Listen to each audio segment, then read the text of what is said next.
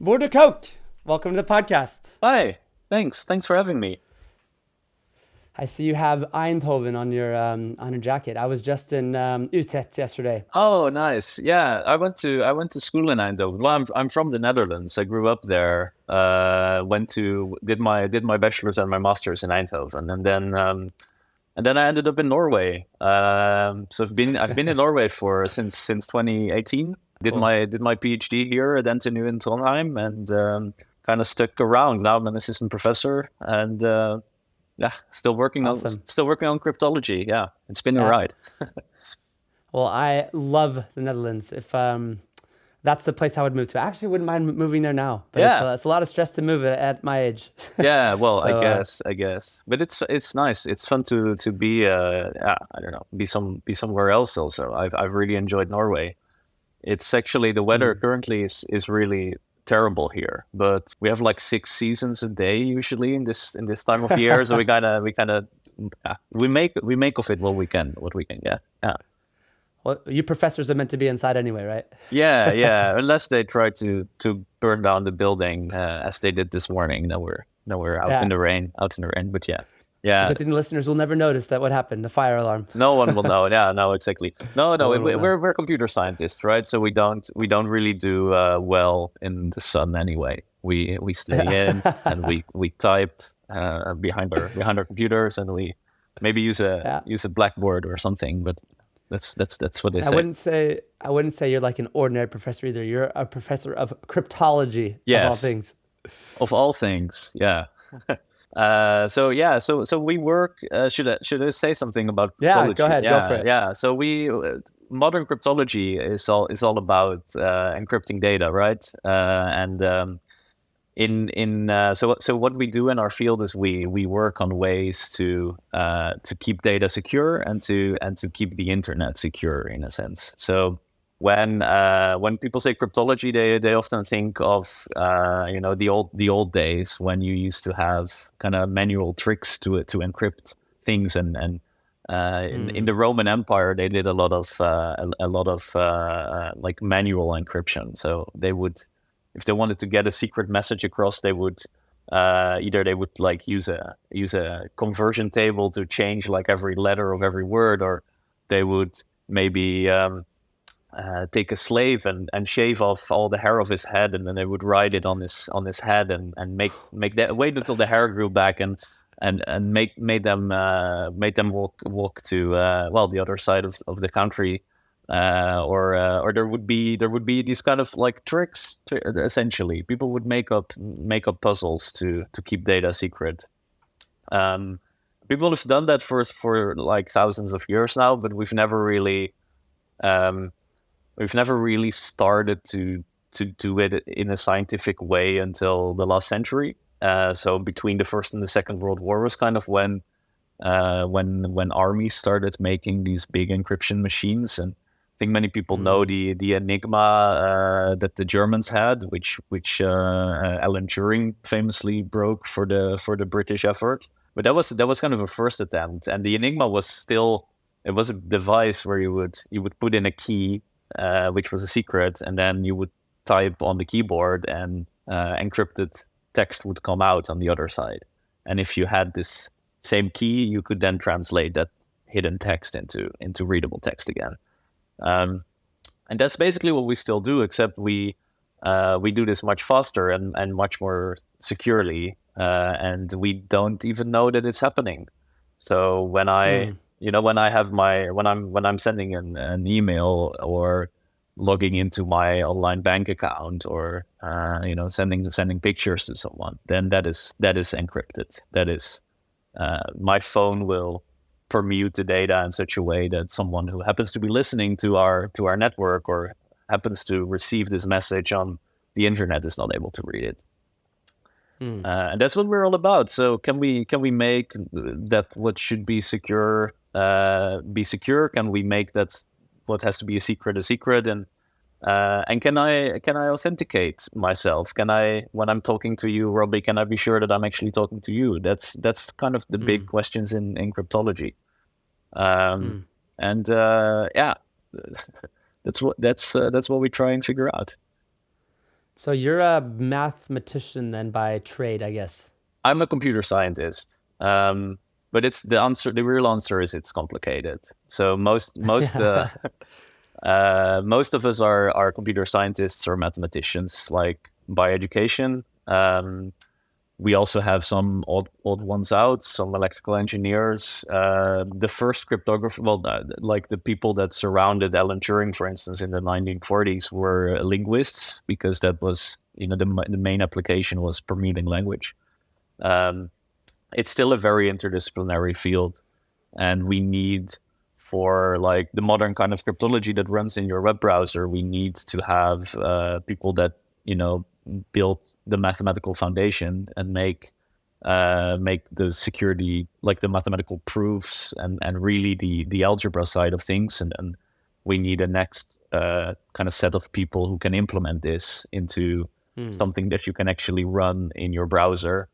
And we have another group of people who try to break this, kind of try to figure out where the security holes are, and through that make what we have better. So a lot of security research, and especially a lot of cryptology research, is just trying to hack away at things, trying to see if we can break it, and hopefully we can break it and find out the problems before someone with malicious intent is able to do the same thing. So we're kind of all of these people, and I don't really know. I am still a computer scientist, but my PhD was largely algebra. I say that I'm a cryptologist because that's the main thing, or a cryptographer if you prefer. But yeah, somewhere in between all of these fields is where I live. I agree with the first thing you said. It's complicated. It is complicated. It's complicated. I was like nervous this morning. I was like, damn, I have to talk about cryptology today. Yeah. What am I going to say? But it's fun. It's fun. I think it's fun in our field that we're not all the same kind of person, right? We're not all people that have exactly the same background and the same interests. The papers that I think are interesting to read, maybe my coworker will not care about because they want to look more at the maths, while I want to look more at the code or other aspects of it.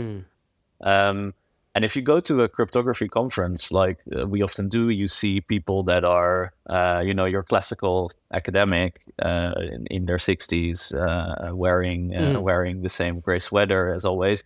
And you see people who come straight from like a hacker movie. It looks, by the looks of it, like people who really are from kind of that online hacker culture, which has a significant overlap with what we do. At these conferences, what do you guys talk about? Like you're talking about like breaking encryption, cracking encryption. Like I thought that was like, is it actually possible? I know that I've heard on the news like, okay, and this crazy instance they've been able to break it, but it's never like, okay, you have to have 50 of you and your friends to like do like this really crazy thing to make it happen. So it doesn't seem like it happens very often. So yes and no.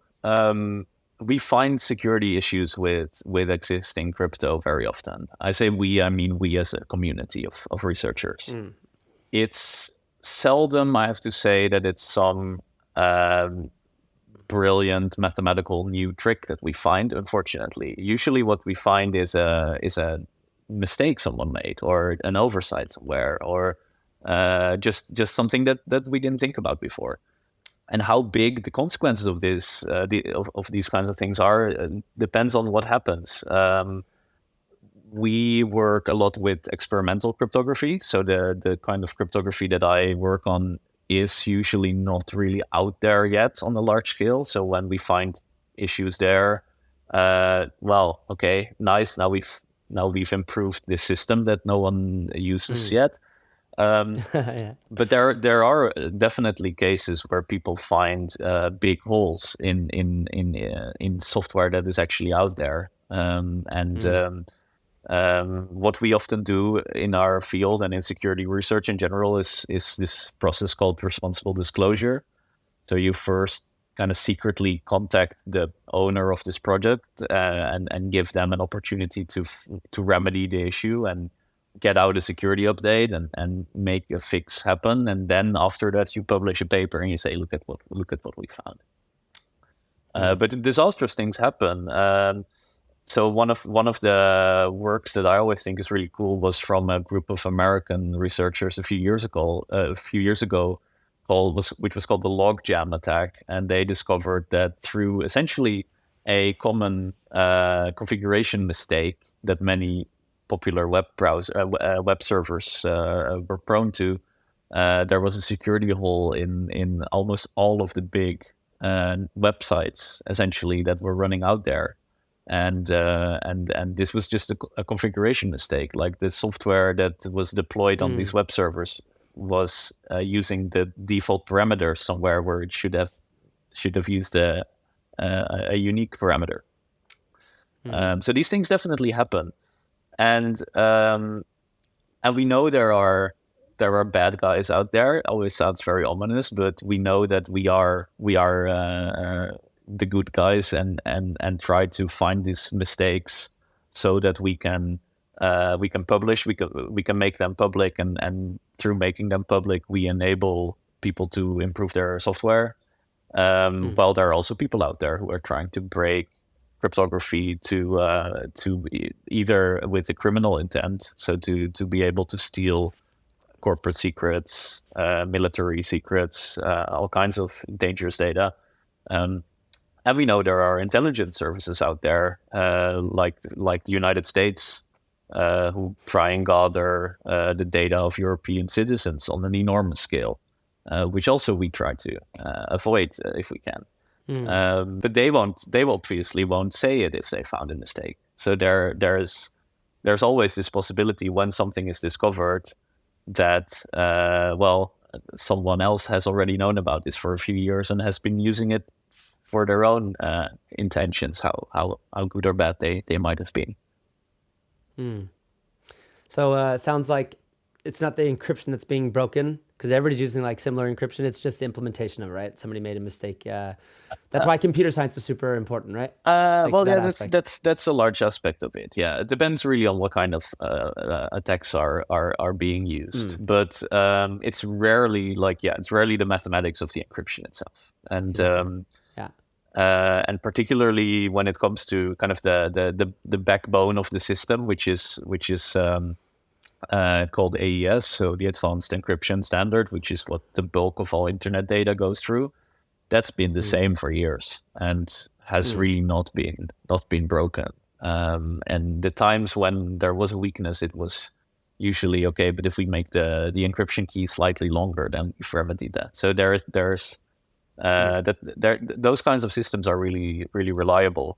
But when it comes to establishing a key, so for instance, establishing a key, we talk to each other on a public net, how can we agree on a password that we will use together? The algorithms we use for that are often used in all kinds of new ways, and sometimes mistakes happen.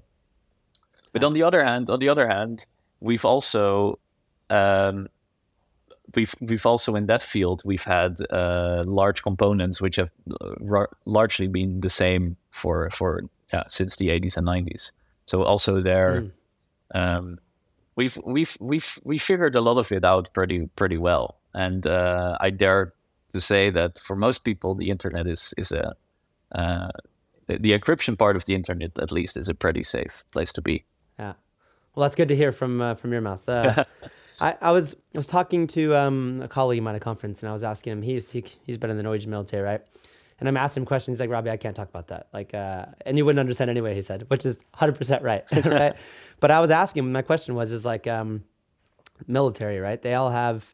If everybody uses advanced encryption standard, Yeah, I've understood that every military has their own sort of encryption, their own method yeah. of communicating secretly, but it's built upon the same foundation. Can you unpack that for me? Yeah, sure. So in cryptography, we really rely on this concept of making as much public as we can. So we say that, which maybe sounds very counterintuitive, right? Like, Hmm. why should I tell the rest of the world what I'm doing? But the idea of this is really if you have a system that you allow everyone to look at, then the probability is very large that if there is a mistake, that it will be found. So what we say, and this is called the Kirchhoff's principle, which is literally, I think, 1700s. This is a very old concept, maybe even 1600s actually. It's a while ago at least. The Kirchhoff's principle says like an encryption standard should still be secure if the entire system is known to everyone except for the key. So I should be able to tell you everything about what I'm doing except for the encryption key, and it should not be able to help you if the system is well designed. And we see this, for instance, with the to take the advanced encryption standard as an example. They've really, when they proposed this standard, which was proposed by a group of Belgian cryptography researchers, it came with a book that detailed like, this is how it works, and these are the choices we made, and this is why we think they're the good ones. And before it became the actual standard that everyone uses, there was, the scrutiny of lots of specialists in academia and in industry and in the military who spent time trying to find the holes. Which means that, okay, if no one reports that they found a problem, we can probably trust that this is quite secure.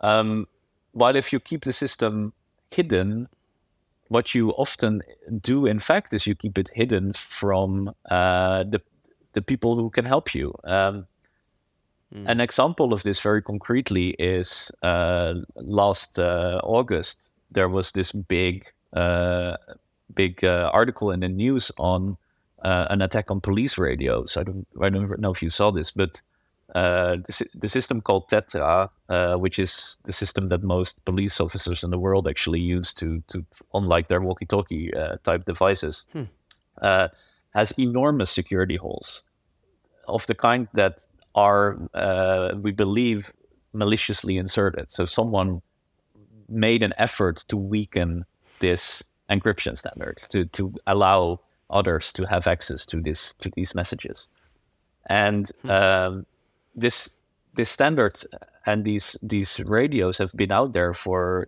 I think, more than 2 decades at this point, and they've kept these issues a secret because they didn't allow anyone to look at what the encryption actually does and how it actually works, and no one discovered that there was an issue. Well, at least no one publicly said that there was an issue. But here we have kind of the conundrum. If you say my encryption is a secret, and like they did, like we won't let any academic or any researcher have a look at this, you will not exclude criminals from looking at it, because a criminal will say, okay, this is a secret. There is an NDA. The source code is kept in a safe somewhere. For a criminal, this doesn't matter. A criminal can break in, screw the NDA, have a go at it, but a researcher cannot. So if you keep your encryption a secret, then you're really harming research into your security, and you're really harming yourself effectively.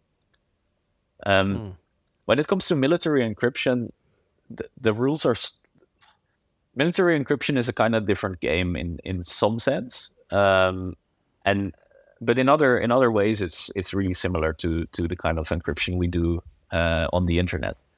I would say, and I'm not an expert on military encryption, but I would say that a very big difference is that military encryption is meant to last, well, effectively forever.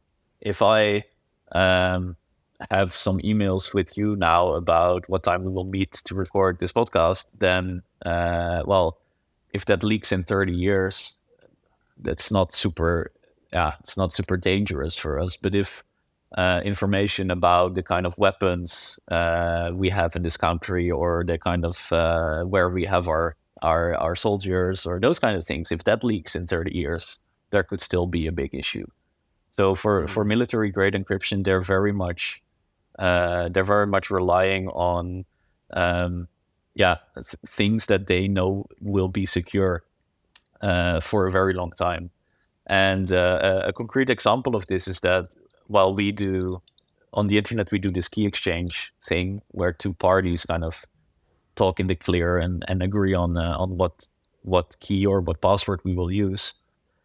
They have a physical device that they bring that will output keys, and that you need like a physical key and a physical card and everything to operate. And that device is guarded as being a national secret and being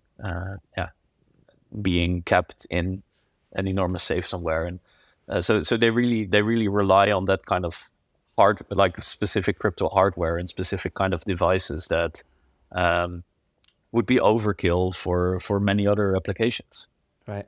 So militaries have devices still, like physical devices. Yeah, whereas, yeah, us people absolutely. just in our browser now or whatever, right? Yeah, they do a lot of those kind of things. They have physical devices. They have also their own network often. For instance, this police network that was just broken, but they have they have their own system. Often messages do not go over the public internet. Like everything that could be in some way a risk, they've tried to eliminate. Right.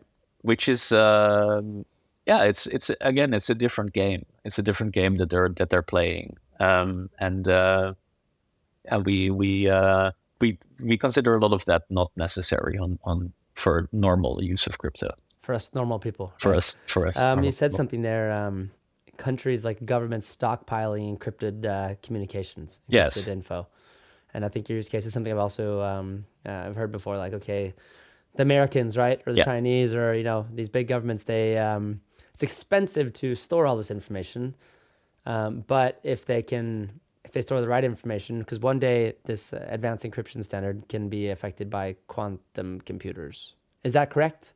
No, almost. Okay. No. Yeah. No, so there's two things. There's two things, but so a very big thing that's coming is the quantum computer, and the advanced encryption standard actually is not affected by it as much, but everything that comes before we can use this advanced encryption standard is affected by it.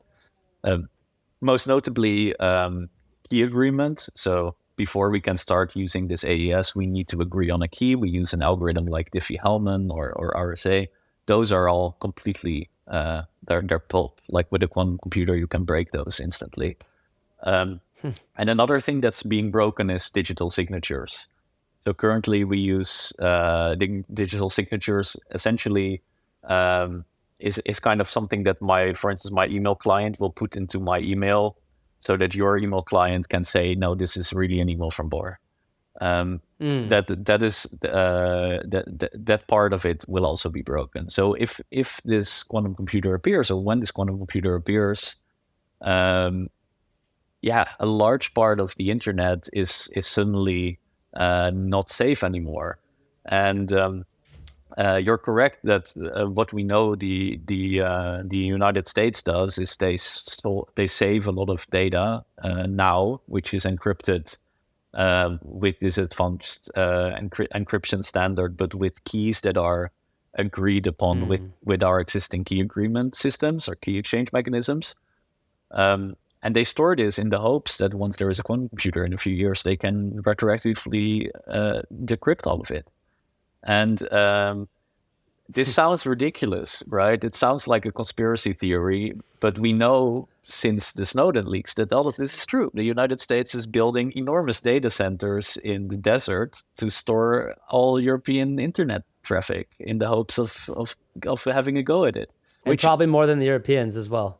Absolutely. And it's probably not, I mean, we know it because of the Snowden leaks. We know it's the Americans doing this, but there's probably other governments doing this as well. Yeah. But the Americans have, of course, a military budget that others don't have. So they have money to spend, and they spend it gladly on these kinds of things. And the thing with this quantum computer is it's coming, and we are working against the clock in that sense. We're trying to we are mostly working on algorithms that can replace the algorithms that we know will be broken with a quantum computer. But we are, even though it's not here yet, we are in a sense already too late, because we know that, again, this data is already being gathered. We also know how notoriously slow software rollouts are, right? So if we make a system there's first this entire process of um, implementing it, finding security holes in it, analyzing it, trying to understand the math behind it. That takes time. And then there is agreeing on what version of it we will actually put into the software. And then we have to put it into the software, and then everyone has to update their computers. And so there is a long-term process. We've been at it for a few years now, so we're definitely making a move, and there is progress. But depressingly enough, we are in a sense already too late. But yeah, that is the reality of it.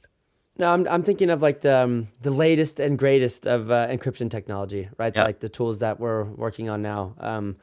I mean, I used to work for IBM, so I think of IBM a little bit. I know they have a bunch of research centers doing stuff like that. Then you have Google, you know, Microsoft, the big boys. Apple, I would assume has some stuff around encryption. Are they the ones? Is it kind of like private enterprises sort of driving this further?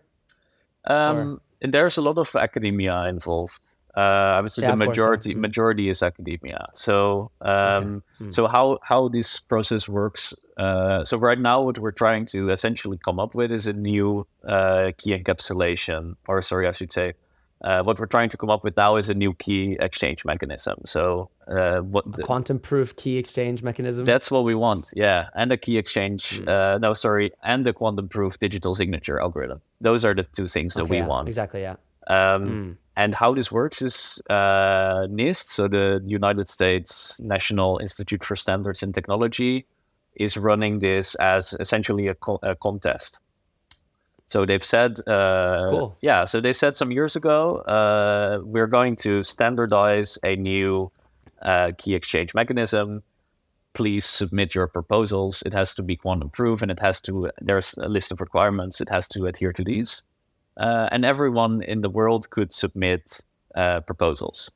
So many people did, and the majority of these came from academia. There are some private players, the ones you mentioned, IBM, Microsoft, Google. They have crypto researchers, but the majority of the companies don't. The majority of the companies just relies on what is in the standard and is proven to be secure and looked at and scrutinized by academia.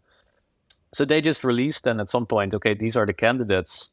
Good luck. Can everyone please discuss? And then what happened was a bonanza of breaks and hacks. So some of these proposals were broken within hours. Like you have to imagine, like universities around the world, people were like staring at whiteboards together, being like, okay, this doesn't feel right. Can we break this? And then often they did. So really, really like that. Many of them were broken. Many of them were improved upon. Like there was a break maybe, or there was an attack vector that the designers hadn't considered, but that you could mitigate for. And that process has led to last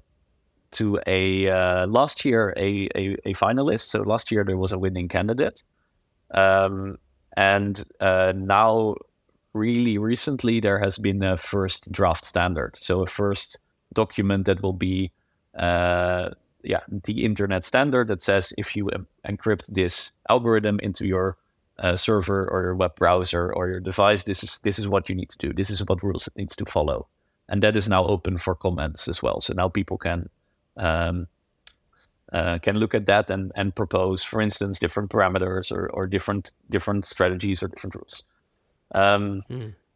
And now for signatures, this process has recently started. So for digital signatures, the submission deadline was earlier this year in May or June, I think, and they released the list of candidate signature algorithms in July, and the same thing happened. So there was people just started hacking at it essentially. I was in Australia at the time, and I would like every day I would wake up and I would see like emails on like the post quantum crypto email lists. People would be like, oh yeah, we hacked this one. Someone made like a dashboard to show which ones were like dropping out of the race, and it's kind of approached as a game or as like a puzzle for us crypto nerds. But that's when already you say hacking these things, is it like is it like a a hacker that I would think of, like a penetration tester, or is this like a mathematician, No, like who's? yeah, that's a good question. So this is really where we're often in the mathematical stage. So Mm, what we really do in any kind of cryptology is we build our systems on a mathematical problem which is hard to solve. So an example from that most people might have heard of from RSA is there you take big prime numbers. If I take two large prime numbers and I multiply them with each other, and I give you the result and I tell you which prime numbers were these, it's really hard to solve. There is no trick to solve that problem. The only way to solve that problem effectively is just trying. Um, Except if you have a quantum computer. So that's kind of where the issue comes in. So yeah. what we tried to do is we tried to find other Huh. mathematical problems that are hard to solve unless you have the secret. Um, and then we build algorithms on that Mm, paradox, as it were. So what happened paradox. in these standards in this when people try to break these early stage standards, often it comes down to the mathematical problem that you claim is hard is actually not that hard, or it's hard, but you've implemented or you've proposed an algorithm that relies on it, but it actually doesn't really rely on this. So there is a trick to avoid this problem in a sense. Mm, It's really when I say breaking these problems and hacking into these problems, you have to really think, people trying to figure out the math behind it and how you can break it. People writing scripts to kind of run through all the options and see if maybe one of the options is not as hard as all the other ones. Like kind of trying mm. to do those kind of trickery. And then a quantum computer, that's, I mean, so in theory, somebody could sit there with a calculator and try to figure out those prime numbers, right? But that's what a quantum computer is doing, is just running this billion people at a time doing these calculations to figure it out. I guess so. So yeah. So yeah. So what you describe is called what we call brute forcing. So just Brute trying force, out yeah. all the options. And we say when we say that RSA or Diffie-Hellman is secure without a quantum computer, we really mean it's secure. Like you really would need all the computers in the world for hundreds of thousands of years at the same time. That's the kind of security we're talking about. So it's not in the mathematical sense impossible to break it, but in a very human real world sense, it's very impossible to break it. Yeah. Um, the weird thing with quantum computers is they don't. I so I always had the impression that a quantum computer is just a very fast supercomputer, but that's not really the case. So a quantum computer can solve some very specific problems very efficiently because they, like you said, they parallelize things. So they, instead of like trying all the options one by one, it somehow does some physics magic that I don't fully understand myself, and therefore it can do all the computations at the same time, and the one that happened to be correct is the one that falls out. But it can only do this for very specific problems. So it can do this Mm, for example, this trick with prime numbers. It can do this for what we call the discrete logarithm problem, which is the cryptography behind Diffie-Hellman relies on that. It can speed up some other computations, so it can speed up breaking the advanced encryption standard a bit, but it's not a large enough speed up for it to be problematic. But there are many mm, things that it cannot do. So what I did in my PhD thesis was building key exchange mechanisms on what are called lattice problems. And lattice problems are essentially you have a multi-dimensional field full of vectors, like multi-dimensional vectors in a multi-dimensional field. Um, can you find the shortest vector in this plane that I draw for you? And if I give you a two-dimensional plane, like a two-dimensional sheet of paper with lots of dots on it, and I say to you, what is the shortest vector on this piece of paper? You can probably solve it at some point. But if I give you a 100-dimensional piece of paper, I don't know how that would work, then that's suddenly a very hard problem, even for computers and even for quantum computers. And that's the kind of things we're trying to do here. So we kind of in our field, we've kind of looked at, okay, what cool algebra problems are out there, and can we use them in some smart way to build cryptography with? And sometimes we cannot.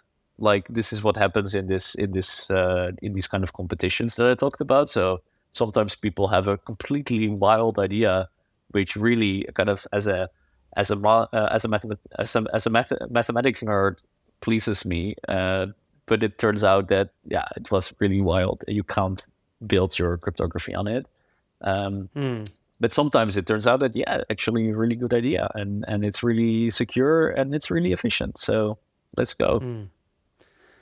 Is it still human beings that are making these, taking these algebra and, making these sort of things? It's not like AI yet, right? And will it one day be AI, by using a quantum machine? I know this is a dumb question, but like, we're still people making these processes and things, right? So I'm quite sure that will be the case, because it's such when you design cryptography algorithms, it's extremely easy to make mistakes, either in the mathematics or in the implementation. So what we haven't talked about yet, but what is also, we see that a lot of cryptography is being broken just because the actual implementation in software or hardware leaks information somehow through power usage or timing, or like through something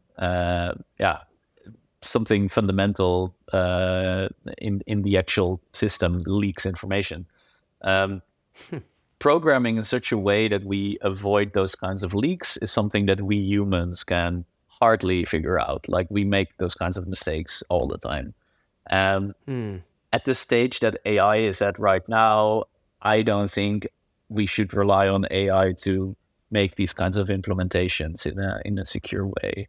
But what people are doing is looking at AI and seeing if AI can find patterns in encrypted data that humans cannot, or for instance, using this kind of side channel information, as we call it, and telling an AI, hey, please look at the power usage of this computer, and I'll tell you what key it's using to encrypt. Learn from this, and now I give you a different computer, and I give you its power usage, and I ask you what the key was. That's the kind of AI things that are happening. A completely ridiculous but really cool but really terrifying attack that I saw recently was, when you use your bank card in a store, right? You keep your hand over the keys when you type in the PIN code. Well, you're supposed to do this at least.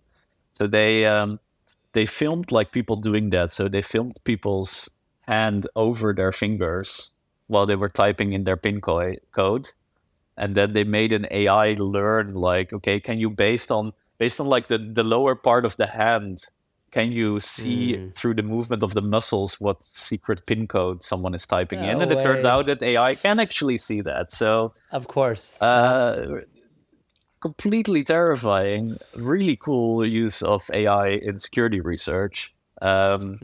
That's the kind of papers where I'm like, oh, I wish I thought of that. That sounds so cool. But that's the kind of things that are happening.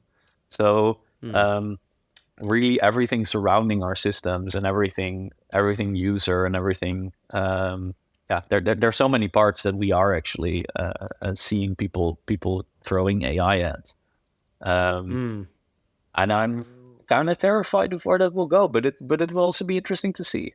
And again, it's better to have an academic or another like researcher with an AI that looks at this, and it's better to now read a paper that says, hey, we found out this weird trick that makes you see people's PIN codes than reading in the news a year from now, like, hey, there was this criminal gang that found out this weird trick to read people's PIN codes. So that's kind of what we rather see.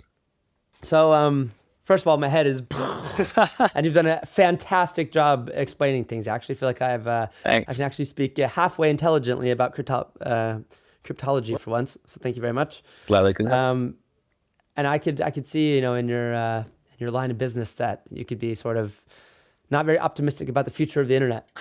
So I guess to wrap it up on either a positive or negative note, like how is the future of the internet looking from your eyes?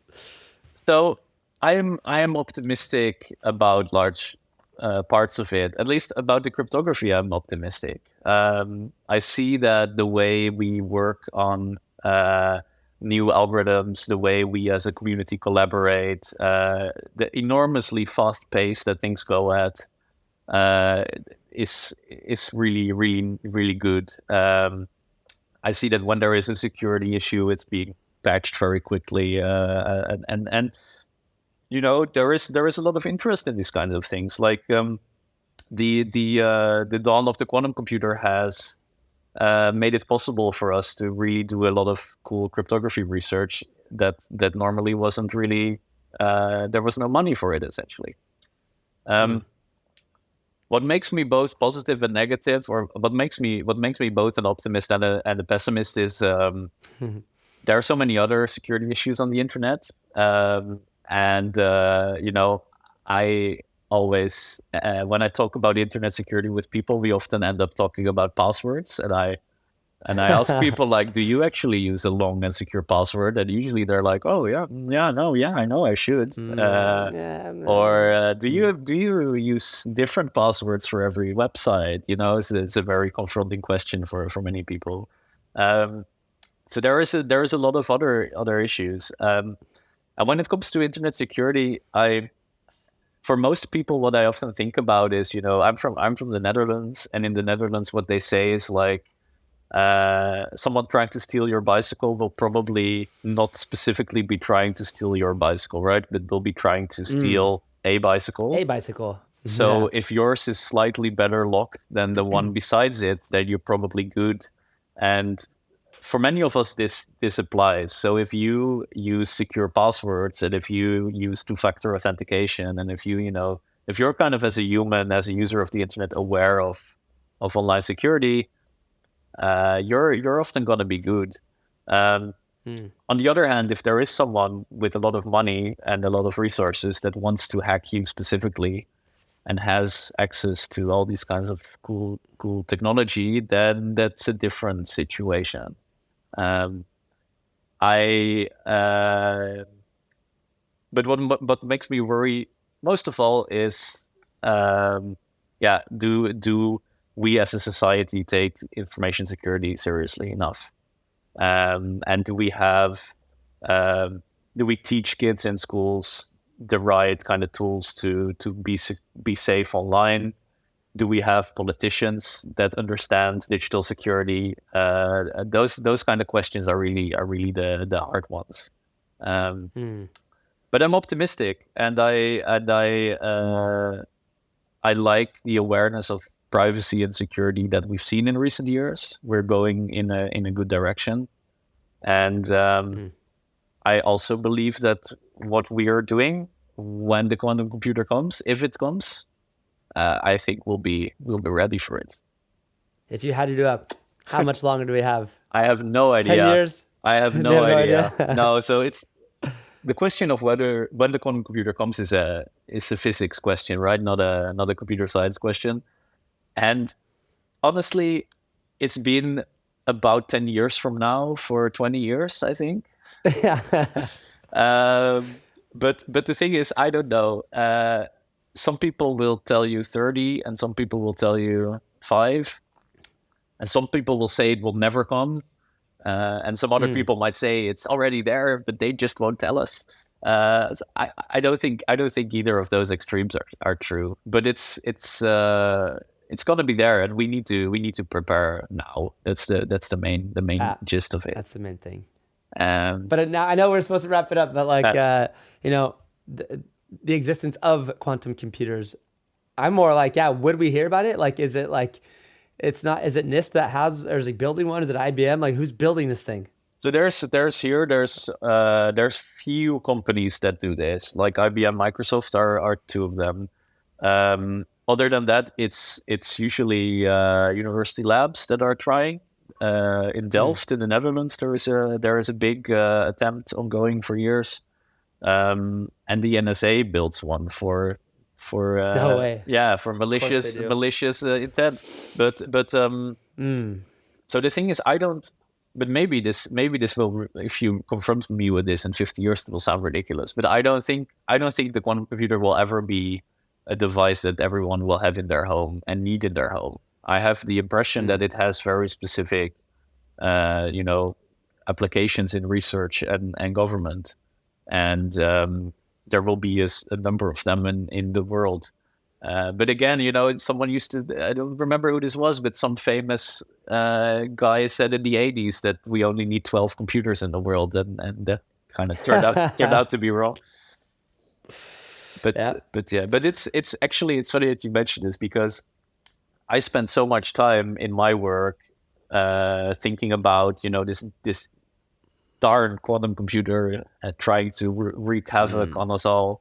I sometimes forget that there are actually a lot of really cool things in biology research and in chemistry research, and in other fields.